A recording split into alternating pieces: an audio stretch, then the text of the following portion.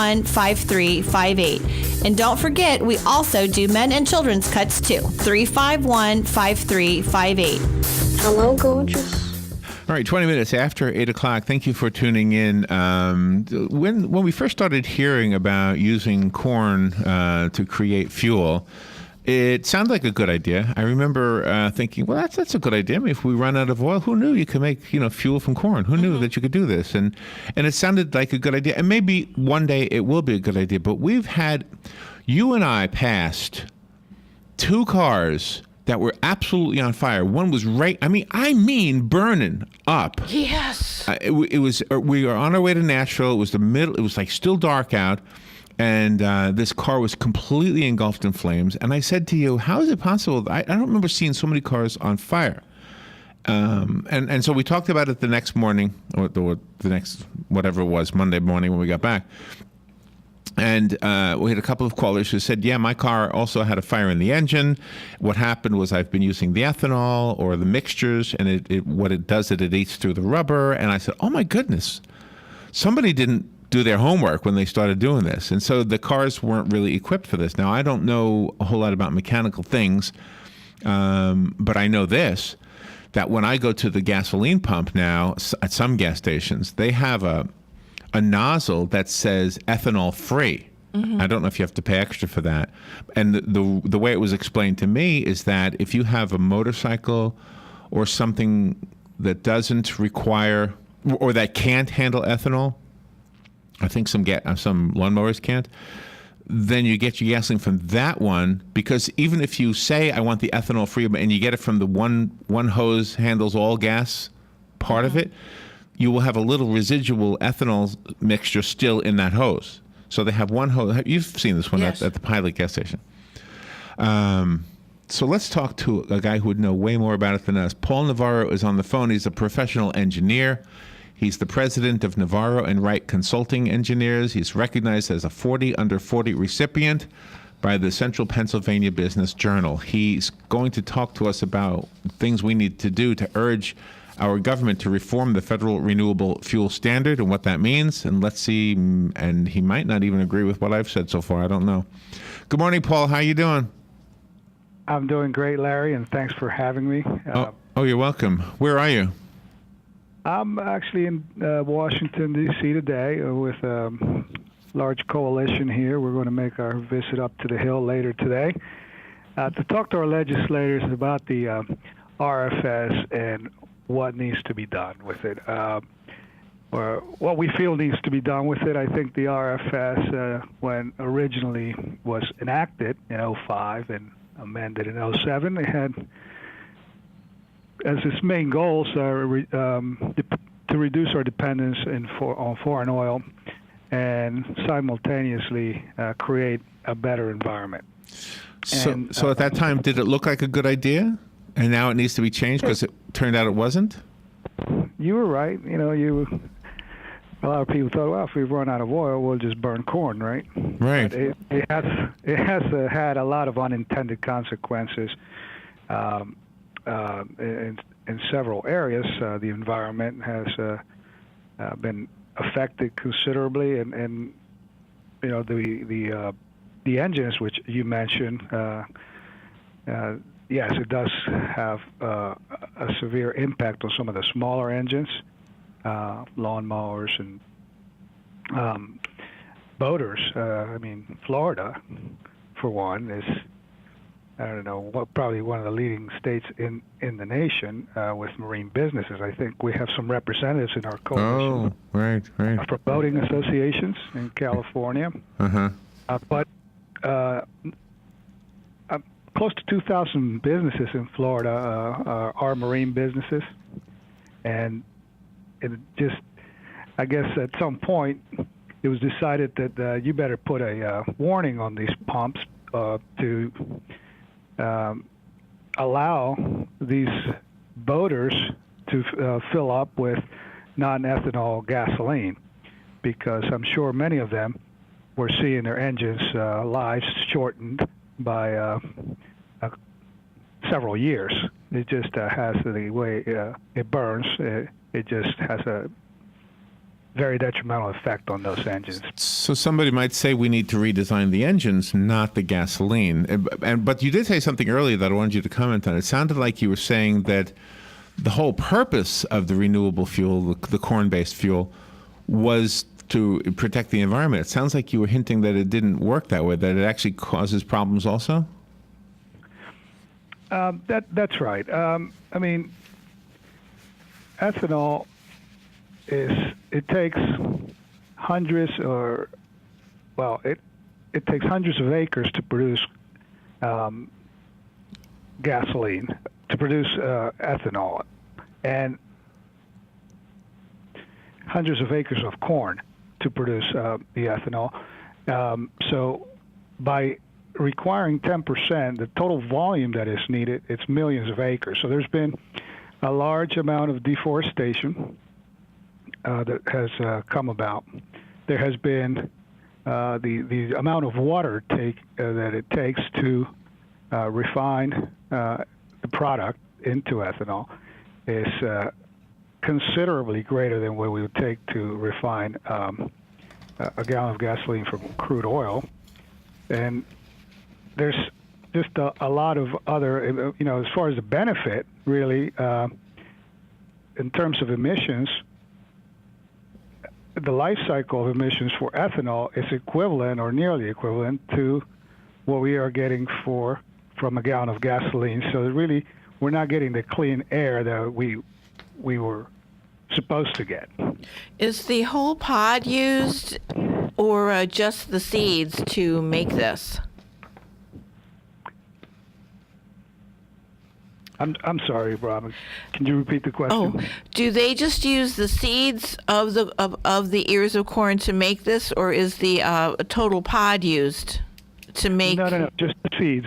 Just the seeds. Oh, so in essence, if all of these acres are used to grow corn for ethanol, then that means there's a food shortage then in the corn industry for the people and the animals.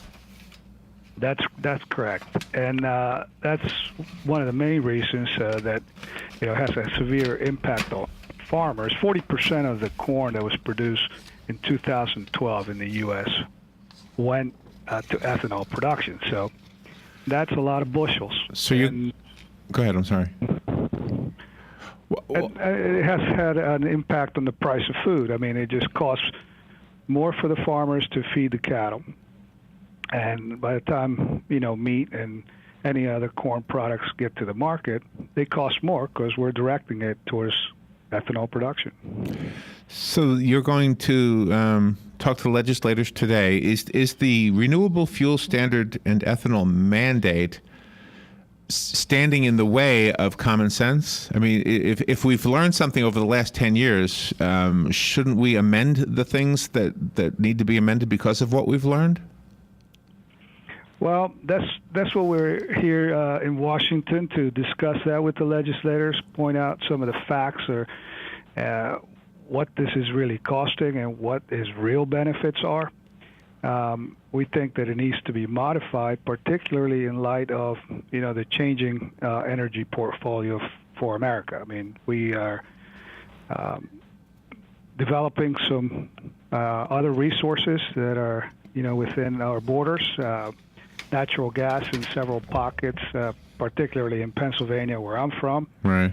The Dakotas, Texas, which all that I think needs to be considered and redefine this policy. We've got just about a minute left. I want to make sure that our listeners can learn more. Is there a website they can go to? Absolutely. There's a website. It's www.smarterfuelfuture.com, which would have a lot more data. I'm sorry, .org. Okay. Okay, smarterfuelfuture.org. Okay, I see it. I just went to it. Okay, is the ethanol mandate the most broken policy in America? That's what it says at the top of it, and there's a video. So for the listeners, with 30 seconds left, it's impossible to get all the information from Paul. we would like to get, so we have to rely on the internet. That's one thing I love about the internet is you can finish a conversation without being finished and give a website. smarterfuelfuture.org is the website. Paul, thank you for being on the air with us, and thank you for what you're doing. It sounds like you've got some common sense, and our legislators will be hearing about it later today. Well, thank you very much for having me, and we're going to do our best up there. Thank you, sir. We'll be right back. Fox News Radio. I'm Lillian Wu. After a much quieter night, the Baltimore Police Commissioner saying the citywide curfew lifted now did work. 10 people were arrested after the curfew went into effect, compared to more than 200 during the worst of the riots on Monday night. As the sun comes up here, people are going about their business as usual. Kids are going back to school. Fox Radio's Rachel Sutherland in Baltimore. Later today, a group of pastors plans to hold a rally and prayer vigil for the city of Baltimore and Freddie Gray's family. There's still a heavy police presence, the National Guard still very visible. And while the protests in Baltimore over Gray's death while in police custody were relatively peaceful, one man was injured by gunfire in Ferguson, Missouri, where protesters were showing solidarity. And the deadly bridge shootings a week after Hurricane Katrina in 2005 going before a federal appeals court today in New Orleans. Fox News, we report, you decide.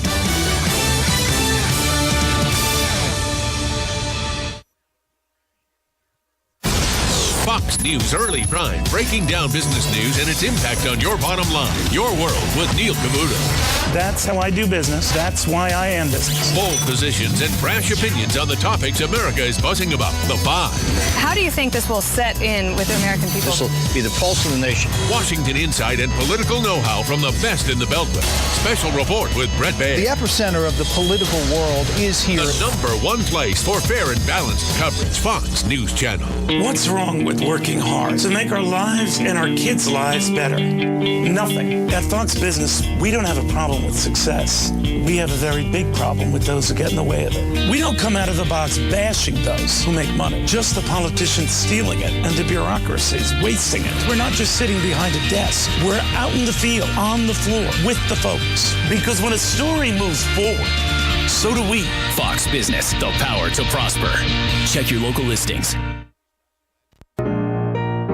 Howdy, folks. RL here for Dairy Queen, and this offer's good till 4 p.m. every day at Dairy Queen. A hot, juicy, char-grilled bacon cheeseburger, fried drink, and a sundae for just $5. Or try our famous chicken strips or wraps. Nobody offers all this quality and value but Dairy Queen, and this offer's good till 4 p.m. every day at Dairy Queen, Silver Springs, where we always treat you like kings and queens.